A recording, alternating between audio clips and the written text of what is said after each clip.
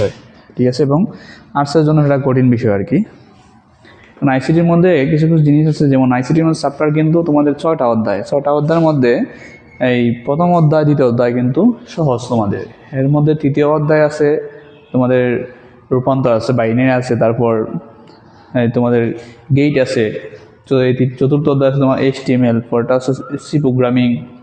এগুলোই মূলত 3টা অধ্যায় মূলত করি না আর কি, এবং 3টা অধ্যায় ক্যালকুলেশন অধ্যায় আর কি।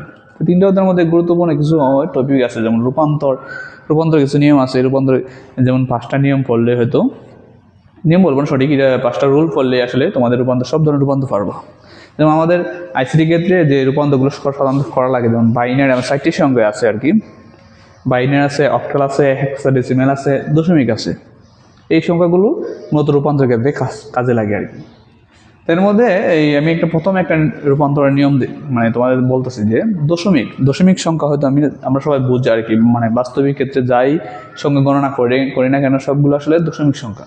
তো দশমিক সংখ্যা থেকে আমি কিন্তু প্রবাস চিহ্ন দিয়েছি। দশমিক সংখ্যা থেকে বাইনারি, দশমিক সংখ্যা থেকে অক্টাল, দশমিক সংখ্যা থেকে হেক্সাডেসিমাল সংখ্যা যখন রূপান্তর করবা, তখন এর মধ্যে একটা নিয়ম আছে। বিভিন্ন বইয়ের মধ্যে বিভিন্ন ধরনের রুল দেওয়া আছে, হয়তো অনেক রুল আছে, কঠিন আর কি, মনে থাকে না। তোমাদের সহজভাবে বোঝানোর জন্য আমি একটা রুল দিচ্ছি যে দশমিক হতে বাইনারি, অক্টাল, হেক্সাডেসিমালতে রূপান্তরের সময় যে সংখ্যায় রূপান্তর করতে হবে সেই সংখ্যা সহস্র বেজ দ্বারা ভাগ করতে হবে।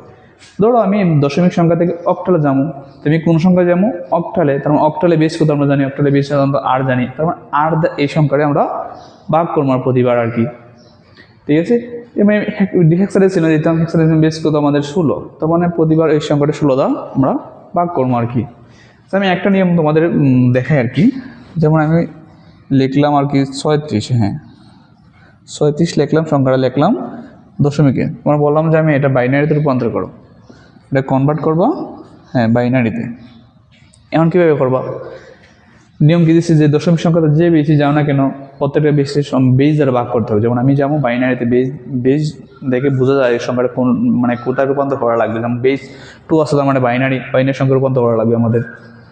তো বাইনারি যাওয়ার জন্য আমাদের কী করবো, এই সংখ্যাটা প্রতিবার 2 দিয়ে ভাগ করবো। 36 আছে, হ্যাঁ 36-এর মধ্যে প্রতিবার 2 দিয়ে ভাগ করবো। 2 দিয়ে ভাগ করলে কত আসে? যেমন এই 2 দিয়ে 36-এ ভাগ করলে 18, 18 2 36। আমরা ভাগফলটা এই জায়গাতে লিখবো, আর ভাগশেষটা আমরা একটু দূর লিখবো আর কি। ভাগশেষ কত থাকে? ভাগশেষ 0, কিছু থাকে না। ঠিক সেম 18 2 দিয়ে ভাগ দিলে কত থাকে? 9, ভাগশেষ কিছু থাকে না, 0। 9-এর 2 দিয়ে ভাগ দিব আমরা, পূর্ণ সংখ্যা নেই আর কি। 9-এর 2 দিয়ে ভাগ দিলে আমার থাকে কত? এই পূর্ণ সংখ্যার ক্ষেত্রে 8 যায়, ঠিক আছে। 7 2 8 আমাদের সাইড থেকে 9 হইতে কত লাগে? 8 গেলে 1 থাকে অবশিষ্ট। ঠিক সেম সাইডে ভাগ দিব 2 দিয়ে, আমরা সাইডে 2 দিয়ে ভাগ দিলে থাকে কত? 2 দিয়ে সাইড, ভাগশেষ কিছু থাকে না, থাকে 0। সেম 2 দিয়ে ভাগ দিব, 2 দিয়ে ভাগ দিলে থাকে কত? 2 1 2, ভাগশেষ কিছু থাকে না, 0। আবার 1 2 দিয়ে ভাগ দিব, ছোটো সংখ্যার বড় সংখ্যা সাধারণত ভাগ যায় না, তো এদিকে থাকবো 0, এদিকে থাকবো আমরা ভাগশেষ থাকবো 1। এগুলো আমাদের এই বাইনারি কর্ণেম। এগুলো কতটুকু পর্যন্ত দিতে পারবা? যতটুকু পর্যন্ত তোমাদের ভাগফল 0 না হয়েছে ততটুকু পর্যন্ত তোমরা দিতে থাকবা, ঠিক আছে।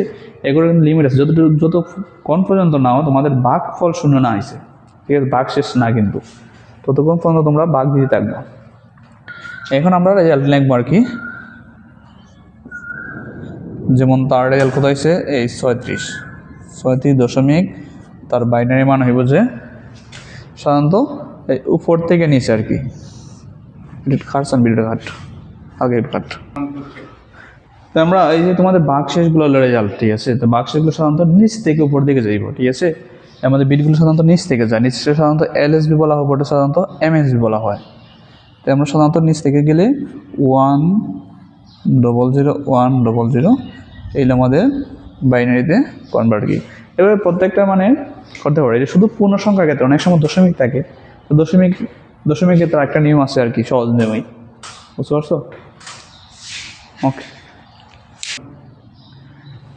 আচ্ছা আমরা বাইনারি করলাম, একটা নিয়ম দেখাই অক্টাল আর কি, সেম সংখ্যার অক্টাল দেখাই। এই দিক দিয়ে যেমন 36 আছে, হ্যাঁ দশমিক আছে, এটার অক্টাল। তো অক্টালে কিন্তু নিয়ম সেম আর কি, যে বেশি থাকুক না কেন এটা সাধারণত বেশ দ্বারা ভাগ করা লাগবো।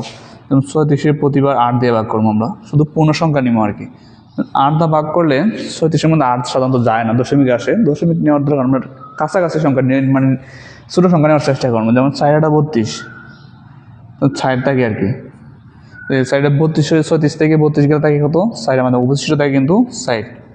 আবার সাইডে ভাগ দেবো আমরা 8 দ্বারা, প্রতিবার 8 দ্বারা ভাগ দেওয়া লাগবে। এবং ছোটো সংখ্যাটা বড় সংখ্যা সাধারণত ভাগ যায় না, এদিকে থাকবো 0, এদিকে থাকবো ওই যে যারা ভাগ করতেছিলাম আর কি, এই ভাগফলটা ভাগ এই আর কি। তার মানে আমাদের ভাগফল কিন্তু আগে গেছে 0, ঠিক আছে, আর ভাগ করার কোনো প্রয়োজন নেই আর কি। এখন আমরা সেম আর কি নিয়ম করছিলাম, কি বলছিলাম যে নিচ থেকে উপরের দিকে বিটগুলো সাধারণত গণনা করা হয়। যেমন 36-এর বিটগুলো হবে কিন্তু অক্টাল বিট 44 এগুলো আমাদের অক্টাল, ঠিক আছে। এক করে সেম সাধারণত কী এই 16টা প্রতিবার ভাগ হইব, বোঝা গেছে।